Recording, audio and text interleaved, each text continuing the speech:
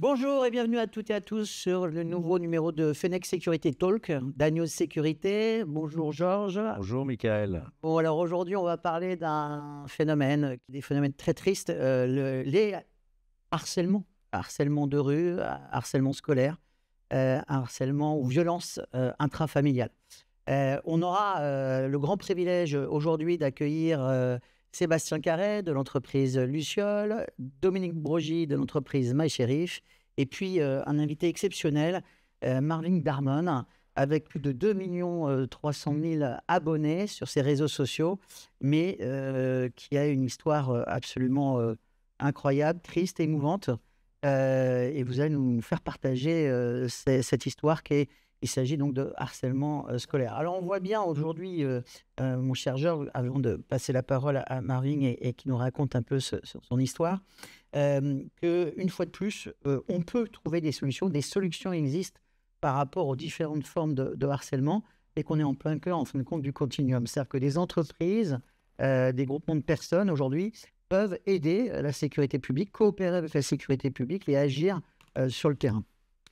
Les formes de harcèlement que vous avez citées, Michael, ce sont tous des priorités nationales au gouvernement, que ce soit le harcèlement scolaire, que ce soit les violences intrafamiliales qui se manifestent souvent par du harcèlement, ou les violences de rue, physiques, sexistes, etc. Donc on est vraiment au cœur des priorités gouvernementales. Il est évident que la loi, le secteur public ne peut pas tout faire à lui tout seul et a besoin de s'appuyer sur le secteur aussi privé où il y a vraiment des solutions innovantes, formidables, qui viennent en appui de la sécurité publique, et on va en parler avec vous deux notamment.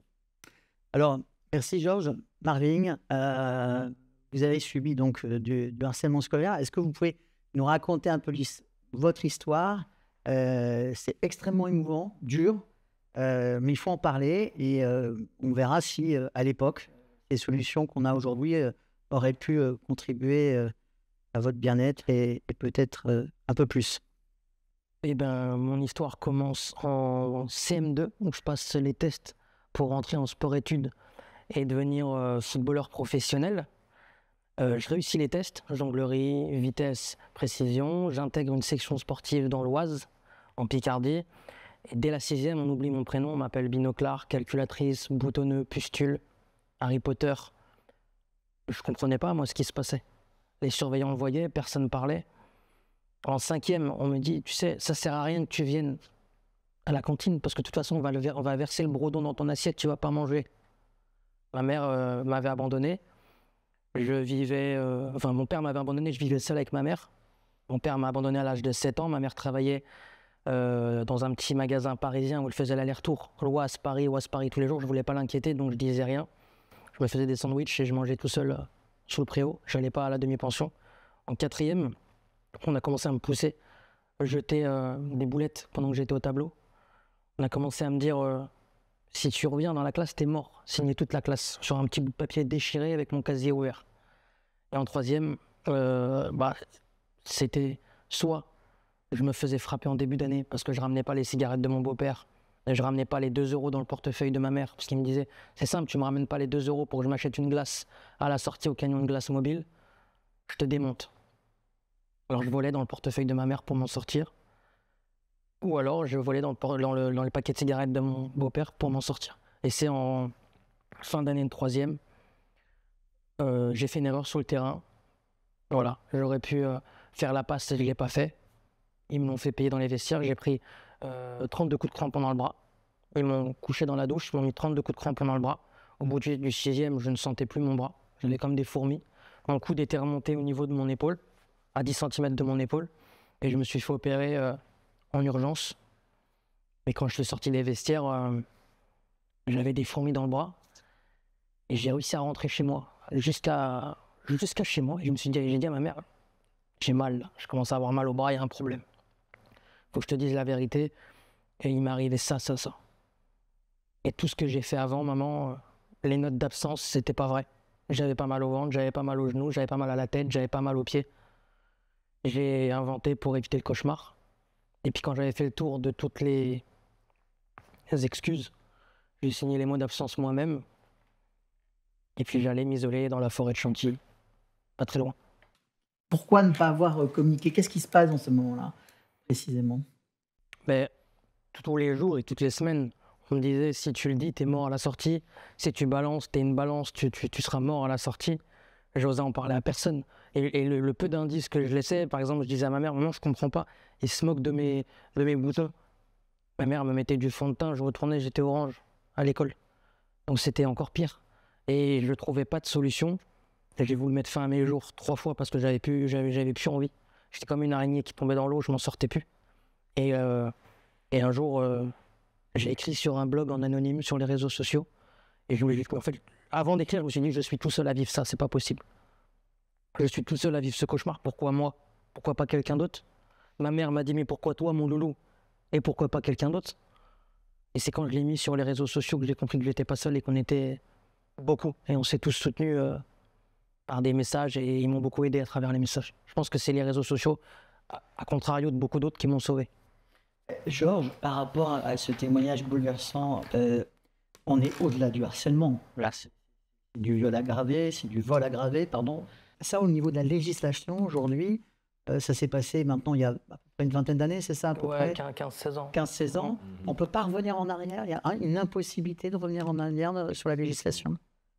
Non, c'est prescrit. Oui, bien, mais... Ils sont prescrits. Hein. La prescription en matière délictuelle, c'est 6 ans. Je pense que c'est là que nous allons parler des solutions. Absolument. De ce que le législateur a voté, mais sur le plan pratique, comment ça se passe dans les établissements scolaires. Ça, il y a des choses qui ont été mises en place aussi. Hein. Alors, Marvin, une dernière question justement avant d'arriver à nos autres invités, de découvrir un petit peu les ressources et les services qu'ils peuvent apporter par rapport à ce genre de situation dramatique et pas que. Je repose la question, c'est pourquoi, à un moment donné, le corps professoral, je vois bien ce qui se passe, pourquoi il n'intervient pas, pourquoi il n'y a pas de remontée d'informations? Qu'est-ce qui, sur ces plusieurs années en plus, qu'est-ce qui se passe, à votre avis? Aujourd'hui, j'aurais la réponse à la question, mais dans le cadre de ma scolarité, je pense qu'il y avait une sorte d'infériorité. Je pense que les professeurs étaient vraiment inférieurs face aux élèves. Ils avaient le sentiment d'être... ils n'avaient pas le dessus. On était une classe essentiellement masculine, des milieux complètement différents. Ils n'avaient pas le dessus du tout. Est-ce qu'on peut dire même limite les professeurs étaient eux-mêmes harcelés par les élèves? C'est une sorte de harcèlement déguisé parce qu'ils voyaient des pinceaux en art plastique qui volaient dans la classe, des tabourets. À partir de là, normalement, s'il y a un minimum d'autorité, c'est une suspension. Enfin, Et ça, plus ça, à la fin, il n'y avait plus de limite. C'était complètement n'importe quoi. Et ils voyaient le harcèlement, les surveillants voyaient que j'étais tout seul dans la cour. Ça laisse des indices, les absences, les chutes de notes scolaires. Je rentre en 6e, j'ai 15 de moyenne, je sors du collège, j'en ai 5. Qu'est-ce qu'il y a un problème quand même? Je ne suis pas un mauvais élève à la base. Et ça, tout ça, c'est des indices qui laissent penser à du harcèlement. Merci Marvin. Alors justement, par rapport à ce témoignage de Marvin, et merci encore Marvin, on viendra vers vous tout à l'heure. On a donc avec nous Dominique Brody, qui est fondatrice et patronne de Mon Shérif, et puis Sébastien Carré, qui est le fondateur et patron de Luciole.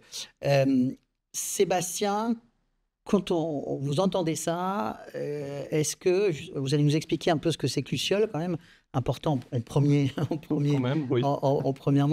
et puis justement Luciole, est-ce que tu pourrais trouver des solutions, amener des solutions à ce type de harcèlement? Oui, tout à fait. Alors, je vais expliquer, Luciole, ce que c'est. Absolument. Et la genèse aussi, parce que c'est suite à une pièce de théâtre que j'ai pu voir grâce à une invitation de la police. Une pièce de théâtre qui s'appelle « Je me porte bien », écrite par une brigadière chef de la région parisienne, Sonia Aya, pour ne pas la nommer.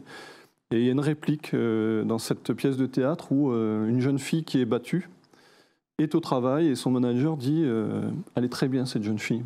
Elle est épanouie, consciencieuse. C'est vraiment quelqu'un de très bien. Et pourtant, elle est battue. » D'où l'idée, suite à cette pièce de théâtre, je me suis dit, mais pourquoi on ne met pas un dispositif à disposition des salariés dans les entreprises, dans les associations, dans les mairies et dans les administrations? Donc l'idée, c'est bien de l'avoir, mais après, la concrétiser, c'est quand même un sacré travail. Donc j'ai rencontré trois jeunes développeurs, Julien, Fabien et Mehdi, en disant, est-ce que vous êtes capable de faire ça? Est-ce que ça existe? Ils sont revenus quelques semaines vers moi et ont dit, écoute, ton idée, ça n'existe nulle part, mais nulle part dans le monde. Je dis, vous êtes capable de faire une appli? Oui, on a mis 9 mois de travail. Et en juin, nous avons donc officiellement, en juin 2023, lancé Luciole, où aujourd'hui, On a un peu plus de 2500 salariés qui en bénéficient. Et donc, c'est une application qui est installée sur les supports numériques des entreprises, ordinateurs, tablettes. Pour ceux qui ne bénéficient pas forcément de solutions numériques, on a créé des QR codes spécifiques.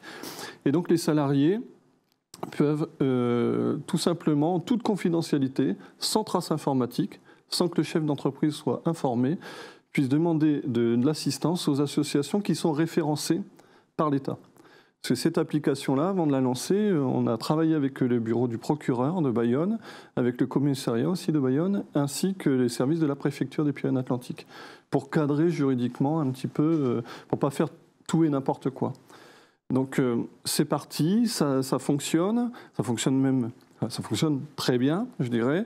Nous avons alerté les membres du gouvernement qui sont en responsabilité en disant, parce que nous, on est sur une forme SAS, mais on veut être reconnu d'utilité publique.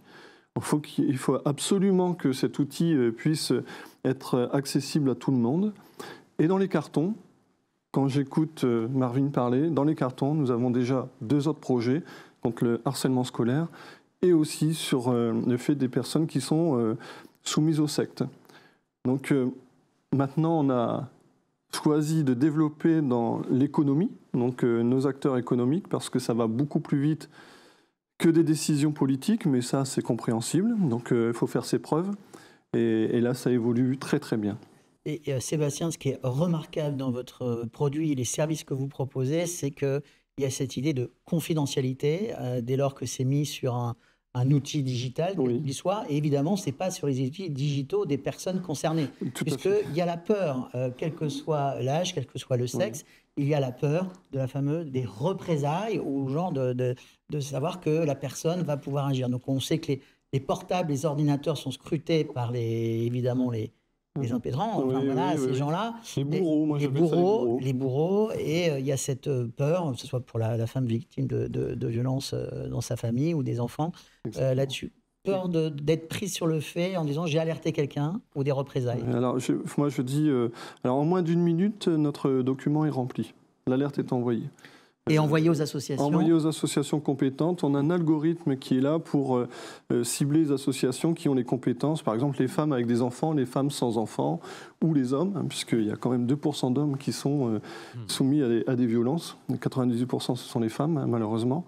Et tout ça a été, dans l'algorithme, a été pris en compte. Donc il n'y a pas de souci au niveau des aiguillages. Et en termes de sécurité aussi, de prise en charge, nous, de notre côté, toutes les associations qui prennent le dossier doivent le valider. S'ils ne le valident pas, nous, on a un retour en disant que l'opération n'a pas été jusqu'au bout. Et ce qui est très intéressant dans notre système, c'est qu'ils peuvent éditer la fiche. Et cette fiche-là peut servir donc à la justice comme preuve. Parce que la difficulté, M. Fenech pourra me reprendre si je dis une bêtise, aujourd'hui, la femme doit prouver qu'elle est battue. Et donc c'est un peu compliqué. Donc il faut une accumulation de preuves comme quoi il y a eu des violences qui ont été faites à la maison, et alors qu'elles soient verbales, administratives, physiques, sexuelles, on est bien d'accord. Donc on a tous ces critères-là. Donc ça c'est très important de pouvoir cibler un petit peu toutes ces violences pour que ces personnes qui subissent puissent apporter des preuves à la justice et qu'il y ait une condamnation et une vie meilleure. Il faut savoir aussi que dans un modèle, notre modèle économique, si vous voulez, nous, c'est d'apporter des financements complémentaires aux associations qui sont référencées.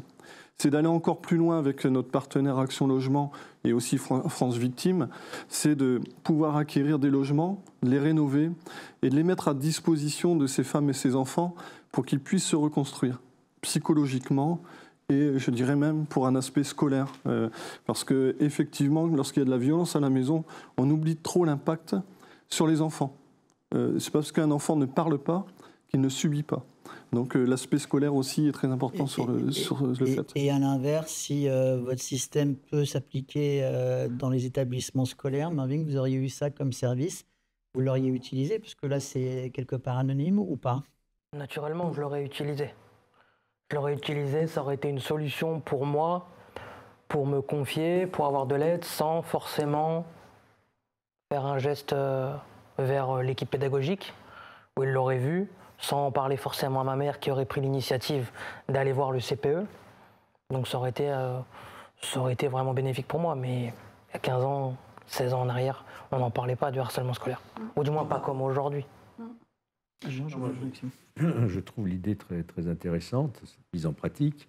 Ce que j'aimerais mieux comprendre, c'est après comment ça se passe au niveau de l'association et des personnels formés, écoutants, qui sont capables de comprendre et d'activer la nécessaire réponse. Oui. Et deuxième question, quelle est au final votre plus-value, mais je ne doute pas qu'elle existe, par rapport aux plateformes Pharos ou Phare maintenant, qui est dans les écoles, ou les numéros verts, les 118 et autres, qui ont été mises en place ces toutes dernières années? Alors, toutes les associations... C'est complémentaire, j'imagine. Oui, voilà. Nous, on a travaillé sur une complémentarité. Tout ce qui est mis en place aujourd'hui, 3919, 116 006, etc., il est très difficile par moment des femmes de parler. Lorsque vous avez quelqu'un au bout du fil et qui vous dit alors, expliquez-moi, même si ce sont des gens qui sont formés à écouter les autres. Et ça, c'est très compliqué. Il y a des femmes qui ne peuvent pas en parler et qui ne peuvent pas faire un numéro de téléphone. Et le fait d'utiliser le numérique, et pour une fois que le numérique est là pour sauver des vies, on ne va pas s'en plaindre. Et en moins d'une minute, c'est rempli. Notre document est rempli. Ils vont vers des associations où les personnels sont formés pour ça. On ne va pas prendre vulgairement la petite association du coin. Elle est formée, elle est reconnue par les préfets des départements, et donc ils ont tous et tout un savoir-faire à l'intérieur de l'application. Vous avez par exemple, vous indiquiez à l'instant, c'était aussi les victimes des sectes. Est-ce que vous avez un partenariat avec l'UNATFI? Du tout. L'Union nationale des associations de famille et de l'individu, qui est la grosse association qui prend en compte toutes ces victimes. Vous n'avez pas de lien encore avec eux? Non, pas encore. Je vous suggère de le faire. Je vous remercie du conseil. Mais en tout cas, ça peut s'appliquer aussi sur ce genre oui, ça s'applique à toute violence, en modulant un petit peu les critères, mais toute violence peut être prise en charge sans aucun problème. Alors Sébastien, on va revenir vers vous tout à l'heure. Maintenant, c'est la parole à Dominique Rougy, qui est donc fondatrice et PDG de la société My Shérif. Mon Shérif. Domi Digital, qui édite Mon Shérif. Voilà, vous l'avez sur vous? Oui, ça c'est le petit bouton. Alors, est-ce que vous pouvez nous expliquer un peu le concept rapidement? Quand est-ce que vous avez créé ça? Pourquoi? La genèse? Bon, la genèse, ça remonte à 2015. J'ai pensé à ça pour rester toujours en lien avec ses proches, quelle que soit la situation. Une situation justement où on ne peut pas parler. Donc en fait, c'est un petit objet connecté qui se porte sur soi de façon non visible. Donc on peut dissimuler, intégrer dans du bijou ou d'autres choses. L'idée, c'est d'avoir ça sur soi et de pouvoir s'en servir sans que l'auteur en face des violences ne soit conscient qu'on est en fait en train d'appeler au secours ou de faire de la captation de preuves, puisque je vous rejoins totalement sur la nécessité de fournir la preuve, ce qui va permettre de faire avancer les dossiers de façon considérable au niveau judiciaire. Et donc, en fait, moi, au départ, je ne m'étais pas sur les violences. C'était vraiment un outil pour dire je gagne en sérénité et en liberté au quotidien, je vis ma vie de senior active, de jeune fille, je sors, tout va bien, je suis en lien avec mes proches, sans que ça fasse honte d'appeler genre « papa, je suis bien rentrée », ce que les adolescents détestent faire. Là, on envoyait le petit message discreto et ça se passait bien. Et puis un jour, je suis tombée dans cet univers. Et donc, là, l'outil a pris une autre dimension. Très brièvement, un simple clic, j'envoie un SMS qui donne ma position géographique. C'est pas connu si j'appuie pas sur le bouton. Mais surtout, l'avantage, c'est que comme on peut paramétrer à l'avance, on peut dire où on se trouve quand on est dans un bâtiment scolaire, l'étage, quelle salle, ce qui est impossible à dire par une géolocalisation traditionnelle qui va juste donner une adresse. Le double-clic, c'est j'ai besoin de secours. Donc là, ça part dans tous les sens. Le SMS, l'email, l'appel téléphonique, 5 personnes qui sont prévenues. Et puis après, le clic un peu plus long pour la captation de preuves. Mais ce qui m'a touchée on peut se tutoyer Marvin, parce qu'on se connaît un petit peu. Ce qui m'a touchée dans la présentation de Marvin, c'est 2 choses. D'abord, c'est la présentation de Marvin a fait ressortir le meilleur des réseaux sociaux. Là où pour moi, je vois le pire dans les réseaux. Cette solidarité qui s'est mise en place me fait penser à l'histoire de Laura Rapp qui a écrit « Tweeter ou mourir » et c'est le fait de faire un tweet qui l'a sauvé de son histoire. Et donc, l'autre chose que m'inspire ton histoire, c'est qu'aujourd'hui, effectivement, c'est facile d'en parler, entre guillemets, parce que le sujet a tellement été mis sur la table qu'il y a des gens qui écoutent. Moi, mon dispositif, tu l'aurais eu il y a 15 ans en arrière. Il t'aurait certainement aidé pour appeler au secours si tu avais osé appeler au secours, parce que tu aurais eu encore peut-être plus peur des représailles que d'oser appeler au secours. Et ensuite, la captation de preuves pour qui, pourquoi. Parce que quand on voit l'enseignement, encore une fois, aujourd'hui, tout ça s'ouvre, tout ça se libère. Mais quand on est encore aujourd'hui à avoir des débats, à écouter des débats sur des grands plateaux télévisés où on se rend compte, sans faire de politique quelle qu'elle soit, que l'éducation nationale en est à marteler du poing sur la table, le pas de vague c'est fini, le pas de vague c'est fini, moi je veux bien, mais tu aurais eu cet outil il y a 15 ans en arrière, surtout dans un établissement où, comme tu l'as dit, les professeurs eux-mêmes étaient certainement pas très à l'aise. Je ne sais pas si tu aurais été écouté, entendu, peut-être écouté, mais pas forcément entendu. Ce que j'ai beaucoup apprécié avec la présentation à côté de Luciole, si je ne me trompe pas, c'est le fait qu'ils mettent en relation directement avec des gens qui savent écouter, qui savent entendre. Ça fait une grande différence, parce que appeler au secours et avoir directement une mise en relation avec des associations qui sont formées pour ça, ça fait toute une différence, je pense, sur l'abandon et l'isolement qu'on peut ressentir dans ces situations de harcèlement. Aujourd'hui, il y a pas mal d'outils qui sont sortis. Le harcèlement de rue, vous avez des gens formidables, vous avez Oumé avec ses safe places, 6500 safe places en France, mais il faut que la personne ait le temps d'y accéder, mais qu'il y a des partenariats. Oumé, on rappelle, hein, c'est des commerçants oui, qui sont dans la rue, dans les centres-villes. C'est une entreprise qui a fait des partenariats. Chez eux. C'est ça, qui a fait des partenariats avec les SNCF, Transdev, etc., le FDJ, les buralistes, qui fait que si on ne va pas bien, on peut se réfugier dans ces endroits. Il va y avoir une structure d'accueil. Vous avez une autre application comme The Sorority qui, dans votre cas, à l'époque, aurait peut-être pu vous aider dans le sens où, quand vous êtes sur cette application, vous avez une communauté, entre guillemets, de gens bienveillants et aidants qui vont venir. Vous ne pouvez pas aller dans la safe place, mais eux vont venir vers vous, vont vous proposer des solutions d'hébergement ou de secours. Donc, aujourd'hui, il y a toutes ces floraisons d'outils. C'est intéressant, Dominique, parce que c'est bien de rappeler tout ça. Oui, c'est important. C'est important, c'est qu'on voit, Georges, qu'il y a tout un arsenal, en fin de compte, qui vient d'entreprises, d'associations, mais qui ne sont pas dans l'univers du public, qui sont du privé, et qui amènent des solutions. Mon shérif me paraît un instrument, un outil précieux pour les femmes victimes de violences, entre autres, conjugales notamment. Est-ce que la justice, qui traite ça maintenant en priorité, il y a quand même eu des circulaires pour impulser une réponse pénale forte, est-ce que la justice utilise déjà, par le biais des associations, votre outil, mon shérif? Alors, les associations, donc on va dire les associations France Victimes ont la liberté d'utiliser l'outil comme elles l'entendent. La justice, c'est plus complexe. Malheureusement, je pense qu'il y a eu une très mauvaise appréciation de l'outil, puisqu'ils ont vu dans l'outil un concurrent au téléphone grave danger. Donc j'ai été, disons-le franchement, j'ai été très entravée et bloquée par le ministère de la Justice en 2022. Janvier 2022. Mars 2024, je me dis que quand même 2 ans se sont écoulés, que c'est une cause nationale, qu'on a tellement eu des retours de terrain, il y a tellement de témoignages que ce serait finalement de la non-assistance à personne en danger, ce serait idiot de continuer à bloquer le système. Donc on a des procureurs qui prennent la liberté de travailler sur mon shérif. On ne peut pas conventionner avec eux, parce que ça nous a été littéralement interdit. Donc malheureusement, il y a eu une mauvaise appréciation de l'outil. Tout le monde peut très bien comprendre que les outils ont tous besoin d'exister, d'être complémentaires. Quelqu'un qui peut se saisir d'un téléphone grave danger n'est pas forcément... En fonction de la situation, vous ne pouvez pas aller chercher votre téléphone. Donc l'importance de l'outil Mon Shérif, c'est justement ce côté non visible porté sur soi, qui fait que si vous êtes agressé, même dans le pire des cas, dans la douche, quand les gens sont tombés sur toi en train de te taper et qu'ils étaient en train de te défoncer le bras à coups de crampon, tu aurais eu un bouton sur toi. Dans ton inconscient, c'était ta seule sauvegarde, tu aurais appuyé sur le bouton, il ne l'aurait pas vu pour dire que tu avais besoin de secours. C'est ça l'importance et c'est là où les outils sont complémentaires. Donc moi, j'arrête pas de faire des appels là-dessus en disant, écoutez, je suis connue, ils connaissent mon téléphone, il est temps d'avancer parce qu'encore une fois, ce n'est qu'une chaîne d'action qui fait qu'on sera efficace. Personne n'a la primauté de l'outil unique, ça ne peut pas exister sur ce domaine. Sébastien veut rebondir. Oui, moi sur le milieu professionnel, puisque mon application va sur le milieu professionnel, je dirais associatif, public, privé, puisqu'on est déjà en relation avec une vice-procureure dans les Landes qui souhaiterait installer ça dans tous les palais de justice, par exemple, parce que en tant que magistrate, il y a des avocates qui se font tabasser ou... C'est pas que dans un milieu... je dirais le milieu défavorisé, c'est pas le pire. D'accord. Et dans le milieu professionnel, il n'y a que 4% de femmes qui ont eu de l'aide à l'intérieur de l'entreprise. De mon application, si elle s'étend partout, c'est 100% des personnes. Donc c'est vraiment quelque chose au niveau de la société à y gagner. Et surtout, je fais cocorico, mais nous sommes les seuls à avoir pensé à ce système-là au monde. Donc on a déjà des contacts un peu au Québec, on a déjà présenté à San Diego. Il y a des gens qui sont un peu intéressés par notre projet.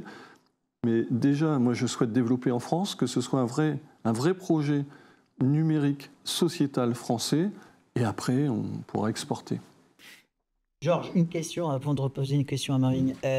Par rapport à ce qu'on vit, ce qu'on entend là dans ces retours d'expérience, ces solutions qui sont proposées, je disais avant de préparer l'émission, il y a un point commun, Marine, que vous avez subi, c'est sur le harcèlement, mais l'idée des représailles. Le harcèlement, c'est répétitif, c'est le représailles.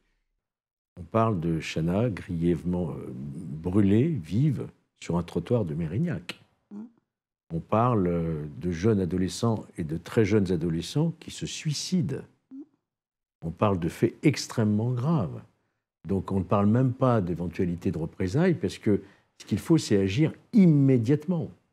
Après, il est évident que s'il y a intervention et qu'on sauve la personne, parce que l'idée, c'est même de la prévention, on va la sauver, il est évident que si la victime dit « je crains des représailles », il va falloir que, bien sûr, les services compétents assurent une protection, le temps de mettre hors d'état de nuire ceux qui seraient susceptibles. Mais ce n'est pas parce qu'il y a un risque de représailles qu'il faut se laisser, je dirais, victime innocente d'une barbarie qu'on voit de plus en plus souvent. On voit l'insécurité qui augmente partout, dans les transports notamment, ça devient extrêmement compliqué. On vit en plus sous une menace terroriste, on le sait, qu'on soit dans un jardin public, qu'on soit dans un transport, dans une salle de spectacle. Donc je pense qu'il ne faut pas tenir compte du risque de représailles, il faut activer la prévention, la protection, c'est le terme que vous employez, et qu'ensuite, s'il y a un risque, effectivement, c'est au service de l'ordre public à assurer une protection. Même si c'était dans cette idée-là que je posais la question. Bien entendu. Marvin avait, à cette époque-là, cette hantise de la représailles du lendemain. Et vous étiez tout jeune. Oui, moi j'avais forcément la peur des représailles. Et encore plus aujourd'hui, je me mets à la place des adolescents. Et je rebondis sur ce que vous dites, Dominique, par rapport à votre bouton. C'est indéniable. Il y a 15 ans, 16 ans, ça aurait été pour moi le moyen de me sauver la vie, je pense. Et que je conserve l'intégralité de mon bras. Mais aujourd'hui, si on se met face à la réalité, un ado qui sort de l'école à 17h continue d'être harcelé sur les réseaux sociaux, ce qu'on appelle du cyberharcèlement. Est-ce que votre bouton, vous allez le mettre sur une application et le rendre digital pour qu'il puisse quand même appuyer s'il est victime de cyberharcèlement sur TikTok, qui est à 65% du harcèlement chez les 12-17 ans? C'est indéniable aujourd'hui, les réseaux sociaux, il y a plus de cyberharcèlement que d'harcèlement. Alors pour répondre à votre question, le bouton, on s'en sert quand on ne peut pas parler, d'accord? Puisque le but du bouton, c'est de déclencher sans que ça se sache. Si la personne subit du cyberharcèlement, il est derrière les réseaux, on ne connaît pas forcément l'entourage, mais en tout cas, la personne, elle est quand même libre d'enregistrer à sa guise. En technologie, c'est interdit. Ce sont des logiciels malveillants. C'est interdit par la loi d'avoir des logiciels qui enregistrent vos conversations. Si vous, par exemple, vous parliez, Georges, du problème des violences intrafamiliales, très souvent, on va vérifier que le téléphone de la femme, parce que c'est souvent dans cet ordre-là, n'est pas équipé d'un logiciel malveillant qui fait qu'elle est suivie à son insu ou enregistrée à son insu. C'est interdit par la loi. Le cyberharcèlement, sur une solution technologique comme la mienne, on ne peut rien faire de particulier parce qu'encore une fois, moi, c'est une solution. On peut faire de la prévention et de la sécurisation de la personne par rapport à un environnement extérieur où elle ne peut pas parler. Le cyberharcèlement qui continue, ça va être tout un groupe d'élèves mal intentionnés qui vont continuer à bombarder des campagnes de diffamation et de haine sur les réseaux, sur lequel la personne, elle, est victime et elle se prend ça en pleine face. Qu'est-ce qu'un outil comme le mien peut faire là-dessus? Absolument rien. Moi, je n'ai pas la capacité d'agir sur ce point-là directement. Bien sûr. Après, le problème du harcèlement aujourd'hui, c'est que l'élève étudie, il est embêté dans la cour de récréation, le soir, le cauchemar se poursuit sur les réseaux sociaux et le lendemain, ça continue. C'est un cercle infini dans lequel on n'a pas encore trouvé de solution. À part appeler le 30-18, qui malheureusement n'apportera pas la solution pour l'adolescent. Pourquoi il n'apporte pas la solution? Pour moi, un adolescent, il a besoin de solutions directement. Appeler le 30-18, c'est retarder la fin. J'ai vu de moi-même des ados appeler le 30-20 pour des soucis de harcèlement, et ça a mis des semaines et des mois. pendant qu'il se faisait harceler, taper. Les 3 derniers suicides d'adolescents, notamment un dans le Nord très récemment, c'est à cause du cyberharcèlement, où elle a déposé une lettre et elle s'est pendue dans sa chambre, 13 ans. Au bout d'un moment, il faut se poser la question, d'où vient le problème? Je pense qu'il y a plusieurs paramètres. Sur ma paroisse, c'est-à-dire sur l'histoire du bouton, c'est vraiment prévention, sécurisation face aux coups physiques, face au harcèlement, au bullying, comme on dit en américain, physique, etc., se protéger et faire de la captation de preuves. Ensuite, quand elle va sortir de l'école et qu'elle va rentrer chez elle, on va être dans un autre univers où peut-être là, effectivement, ces fiches qui sont envoyées aux associations vont pouvoir prendre un relais. C'est ce que j'allais poser à Sébastien, tout à l'heure. Sébastien, là, justement, par rapport à ce que vient de dire Marvin, l'intérêt de Luciole, adapté, par exemple, au milieu scolaire. Oui. C'est un des projets, un des futurs projets, oui. Et concrètement, ça ferait quoi? Ça serait sur les différents outils digitaux quel établissement? Oui, ou annexe aussi, tout simplement, avec une trace aussi. La trace informatique, c'est bien, mais à partir du moment où il peut y avoir une édition sur papier, pour garder une trace effectivement pour la justice, c'est encore mieux. Mais oui, effectivement, c'est tout un cheminement aussi sur ça. Par exemple, là, s'il y avait eu Luciole dans un établissement scolaire tel qu'a subi Marvin, Oui. Il aurait pu donc prendre contact de manière anonyme. Même l'établissement scolaire ne serait pas au courant. Oui. C'est ça qui est intéressant, c'est que n'est Après, pas au courant. Il faut faire attention à ce que dit Marvin aussi, c'est qu'il y ait une réactivité par rapport aux victimes. Oui. Si la réactivité pour un jeune, elle est immédiate, par rapport à un adulte ou moi, par rapport à Luciole, par rapport aux entreprises, la personne peut choisir son jour et ses créneaux horaires. Là, c'est immédiat. Donc, il faut impérativement qu'il y ait des structures qui réagissent. Les minutes sont longues. Bien sûr. Et on a à cœur de très vite trouver une solution, très vite avoir une main tendue pour nous aider. Et sans jeter la pierre, je pense qu'il y a une véritable refonte du logiciel sur l'environnement scolaire. Ah oui. Je veux dire, les enseignants, les enseignants, le proviseur, les personnes qui sont des adultes qui travaillent dans ces environnements-là et qui ne peuvent pas ne pas voir la solitude d'un gamin qui mange tout seul son sandwich ou qui se fait jeter des pots de peinture ou des pains sur la figure et qui n'est pas en capacité d'agir pour le protéger, à la base, là, il y a quand même tout un système à revoir, à réfléchir. La même chose qu'il a dit, ça peut être l'encadrement aussi qui sont eux-mêmes harcelés. On a aussi des voisins de femmes qui se font violenter chez elles, les voisins ne sont pas au courant, ou la famille non plus. Donc, puis attention, faut remettre tout dans le contexte. Au-delà de tout ça, c'est il y a 15 ans. Oui. Comme vous le disiez, il y a le programme phare qui a été mis en place. L'éducation nationale fait quand même le nécessaire à sa portée, en tout cas pour apporter des solutions. Il y a des référents, programme phare, il y a des conférenciers. On parle de plus en plus de harcèlement scolaire dans les médias. Il y a 15-17 ans, on n'en parlait pas du tout. Donc il y a quand même une éducation qui se fait autour de ce fléau, malgré que ça ne réduit pas le nombre de harcelés. 700 000 recensés par an, ça ne réduit pas. Là où je suis un petit peu en colère, c'est qu'il y a 20 ans, donc c'était en 2004, j'avais été missionné par le Premier ministre, j'étais député à l'époque, Jean-Pierre Raffarin, pour aller voir ce qui se passait à l'étranger en matière de bracelets électroniques mobiles pour surveiller les potentiels délinquants. Et j'avais été à Madrid, parce que je savais qu'il y avait une expérience formidable, et il existait à Madrid ce qu'ils appelaient la pulsera, le bouton de panique pour les femmes victimes de violences conjugales. Très en retard en France. Ça fait 20 ans. Oui. C'est en application et ça a donné des résultats fantastiques. Et je vois qu'encore chez nous, aujourd'hui, on a encore des réticences, même avec le téléphone grand danger, ils sont dans les tiroirs. Les juges les utilisent très peu, en fait. Et puis, donc je crois que ce type d'informations que nous donnons aujourd'hui, il faut vraiment que les gens s'en emparent. Et moi, j'aurais 2 questions pratiques à poser, parce que je vois que l'heure tourne. Comment puis-je avoir accès à votre application, Luciole, et comment puis-je me procurer votre bouton, shérif? Vous voulez répondre? Alors, moi, mon shérif, bien évidemment, les gens peuvent l'avoir sur le site. Il y a un code spécial pour que... Depuis que j'ai sorti mon shérif, je n'ai jamais changé le prix. Ça va faire 8 ans. Pas cher. Non, c'est pas cher, il n'y a pas d'abonnement. Pourquoi il n'y a pas d'abonnement? Parce que si vous mettez un abonnement sur une solution, vous mettez une traçabilité. Donc, quand on parle de quelque chose qui se met sur le téléphone de la personne qui est en danger. Il ne faut pas qu'il y ait une traçabilité pour qu'elle est équipée. Donc, ils peuvent l'avoir sur le site, mais il y a aussi beaucoup d'associations qui achètent Mon Shérif par des subventions et qui vont le remettre gratuitement. Donc, il y a toute une chaîne pour l'avoir. Puis, je vous dis, dans la justice, il y a, Dieu merci, des procureurs qui ont compris depuis longtemps, puis qui vont travailler avec des associations de France Victimes ou d'autres. Donc là, pour ceux qui nous écoutent, on va sur votre site. Monshérif.com et ils vont pouvoir. Et ils me sollicitent pour avoir le code spécial, parce que là, c'est un prix de vente grand public. Et en sachant que Dominique a étendu votre activité, parce que c'est aussi pour maintenant les travailleurs isolés qui peuvent avoir un problème cardiaque. Sur l'histoire du harcèlement, moi, j'ai la fierté de dire aujourd'hui que Mon Shérif, nous protégeons les personnes de confession juive qui vont au lycée et qui sortent des lycées, parce que le lycée, l'établissement en tant que tel, est archi protégé.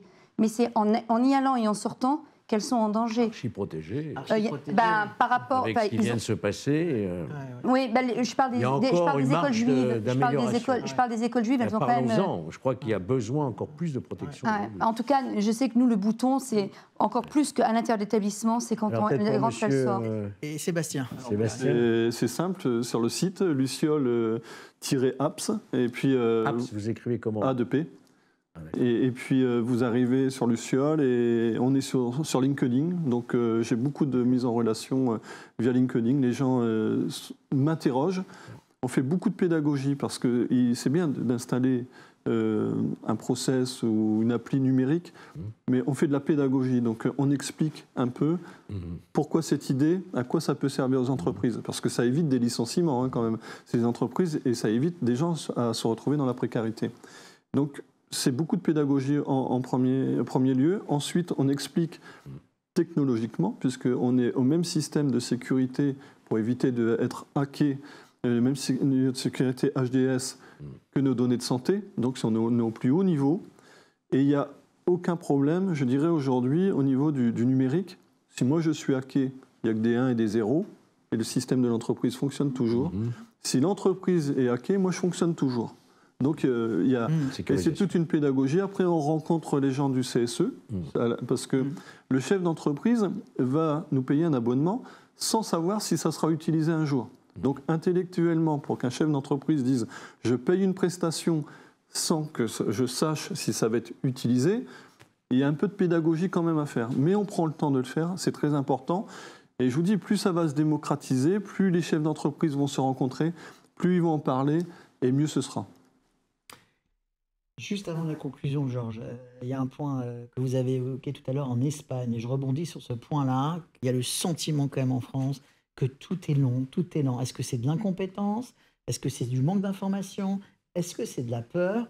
Mais pourquoi tout est lent alors qu'on a des exemples qui fonctionnent bien? C'est vrai que l'Espagne, pour le coup, l'Espagne, dans le cadre du continuum de la sécurité, est un exemple parfait de ce qui se passe en matière de sécurité. Oui, qu'est-ce qu'il y a parce qu'en Espagne, c'est là où il y avait le plus grand nombre de femmes victimes de violences. C'était absolument incroyable. Et ils ont vraiment fait tomber cette criminalité. Pourquoi? Je n'en sais rien. Moi, je voudrais rendre hommage à la première des ministres qui a vraiment pris ça à bras-le-corps, c'était Marlène Schiappa. Vous avez vu, c'est elle qui a vraiment lancé, avec des états généraux, et qui a mis en valeur toutes ces dispositions. Donc là-dessus, je crois qu'il fallait cette prise de conscience. Elle a eu lieu. Il fallait aussi une action des pouvoirs publics. Elle a lieu. Mais dans notre pays, c'est toujours un peu long avant que les administrations s'en emparent. Voilà. Donc il faut continuer à faire de la pédagogie, comme vous faites, et aller sur le terrain, expliquer à la justice, aux associations, aux chefs d'entreprise que les solutions, elles existent. Il faut absolument les utiliser. Je pense que dans ce pays, on a le souci du fait que, encore une fois, je le dis tout le temps, l'État ne peut pas tout faire, l'entreprise ne peut pas tout faire, le monde associatif ne peut pas tout faire.